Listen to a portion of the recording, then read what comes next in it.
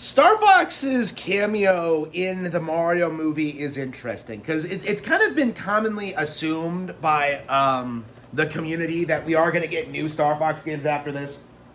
That we are going to get like more Star Fox related content. There have already been a lot of fake leaks saying that we're definitely getting a Star Fox game this year, and I have released statements saying much of the same thing. That I do believe that Star Fox is on getting a comeback, that we are getting new games, that we're getting spin-off movies, that like we're gonna see Star Fox be an A-list franchise again, finally. Okay.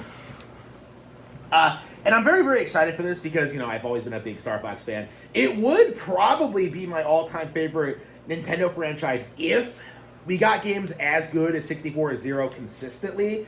But again, it's kind of been all over the place in recent years, and it's just been, no, not even recently, since in the 2000s. And it's just been one of those things where, this beloved IP has just fallen by the wayside for a variety of reasons, okay? It's unfortunate, but this does happen. So, again, everyone seems to have this overwhelming consensus that Nintendo is, bringing Star Fox back, but, the caveat to this, and I think the thing that, most people really disagree with is, the direction they're going to take with it. Because, everyone seems to have this mindset that, oh yeah, they're gonna retcon Zero, they're gonna ignore Zero, they're gonna do everything they can to ignore Zero. They're gonna not have the motion controls. They're gonna move away from everything that game did because it was the worst thing ever. Zero is finished, and we're gonna get a new, completely original Star Fox game. And I'm kind of looking at this.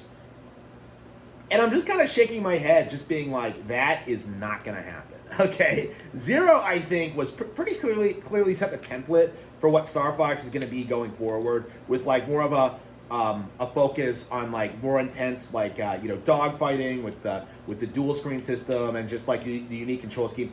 Star Fox Zero's controls were awesome, and anybody who says otherwise is completely delusional.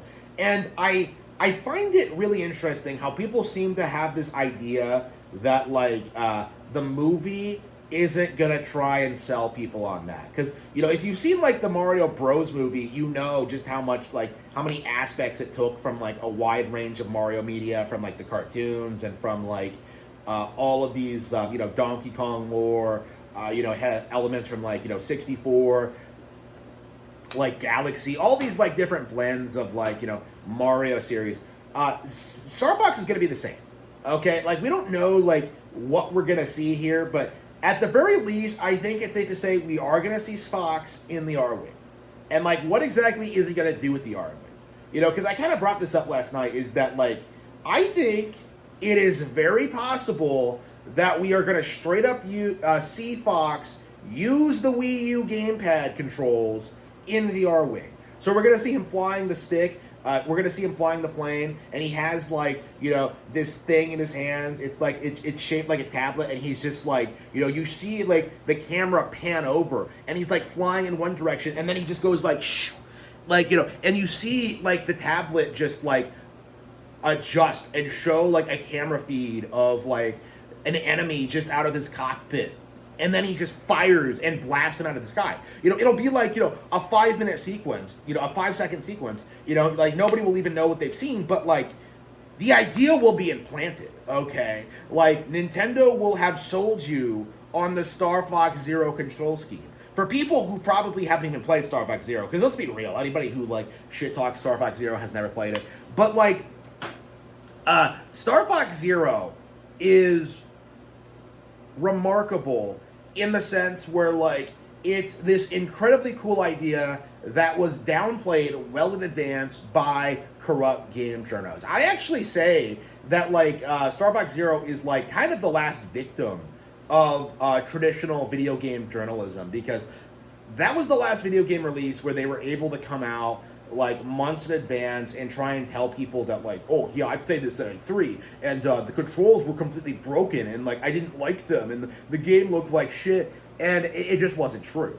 It was just a giant cope from the community to downplay this game in order to get the Wii U out the door quicker and like, you know, start like gearing up for like the Switch. Okay, that was kind of the mentality of these people at the time, was just downplaying the last great Wii U game.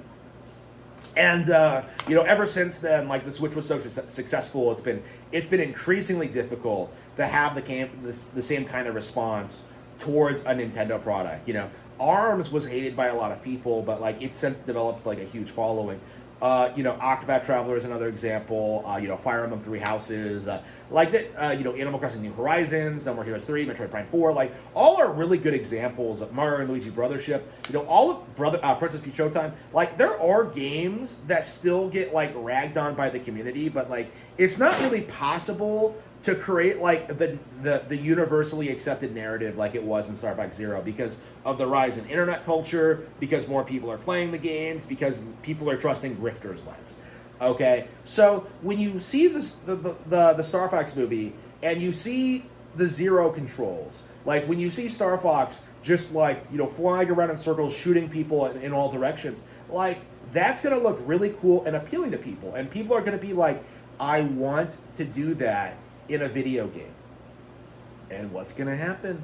We're gonna get our Star Fox Zero 2 or our Star Fox Deluxe, Zero Deluxe or whatever. We're gonna get our full-on re-release of Zero or sequel of Zero, and like get those controls just back in there to an audience that is more willing to accept them. You know, that's something that I've always felt needs to happen. And considering like how much faith Miyamoto had in the idea, considering how well received it was among people who actually played the game, considering like they're doing this push, considering they're putting Star Fox in this game, like this movie, they're definitely preparing for like some kind of revitalization. Like, we are seeing Star Fox come back in real time, and this time it's going to be very, very hard to sell people on the idea that the controls are unusable or broken. It's like, it is going to be glorious seeing a generation of people who saw the Star Fox movie, or the Galaxy movie, know that the Wii U gamepads exist, and know just how much better it is than traditional fight stick controls. You know, they are going to get excited about Star Fox Zero when it gets re-released. No matter how much these aging millennial dipshits, like, you know, who's a good example of someone who hated Star Fox Zero? Yeah, so like basically every like gaming YouTuber ever, okay, shit talk Star Fox Zero. Like, again, if people already go into this knowing that the controls work, and knowing that they can use them, and learning to get better at them, and learning to like be excited for them, like there's not really anything they can do. Like, their entire cope to downplay Star Fox Zero is going to completely and utterly collapse because of this movie selling the idea of it to its audience. And that is something that I think game journalists should be very, very terrified of, is that they will not be able to downplay a game like Star Fox Zero ever again.